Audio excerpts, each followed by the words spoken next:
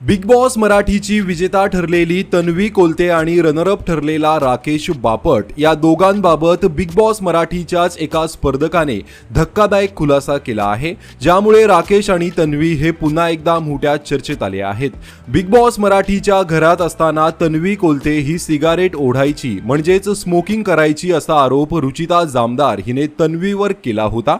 यावर स्पष्टीकरण देत तन्वी कोलते हिने मी स्मोकिंग करत नाही हे मला माहीत आहे आणि रुचिता जाणून बुजून माझी बदनामी करत आहे असं तन्वीने म्हटलं होतं। मात्र आता तन्वीच्या स्मोकिंगवर आणखीन एका बिग बॉस मराठीच्या स्पर्धकाने एक मोठा खुलासा केला आहे। बिग बॉस मराठीच्या घरात स्पर्धक म्हणून सहभागी झालेली मॉडेल आणि अभिनेत्री सोनाली राऊत हिने आता एका मुलाखतीत तन्वी आणि राकेश बाबत धक्कादायक खुलासा केला आहे। टेली ड्रामा या हिंदी यूट्यूब चॅनलला दिलेल्या मुलाखतीत सोनाली म्हणाली, आता जी विनर झाली आहे तन्वी कोलते ती स्मोकिंग करायची, तर राकेश बापट हा देखील स्मोकिंग करायचा। हे दोघेही स्मोकिंग शिवाय राहूच शकत नव्हते।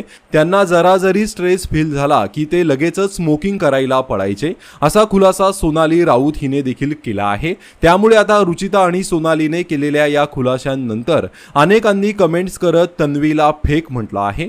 तन्वी खूपच फेक वागत होती हे आता प्रूव्ह झालं आहे। याचा अर्थ तन्वी स्मोकिंग करत होती हे रुचिताने सांगितलेलं खरं होतं, कारण रुचिता आणि सोनाली या दोघी खोट्या का बोलतील अशाही कमेंट करत लोक आता तन्वीला ट्रोल करत आहेत। तर तुमची या संदर्भात काय प्रतिक्रिया आहे कमेंट करून नक्कीच सांगा। धन्यवाद।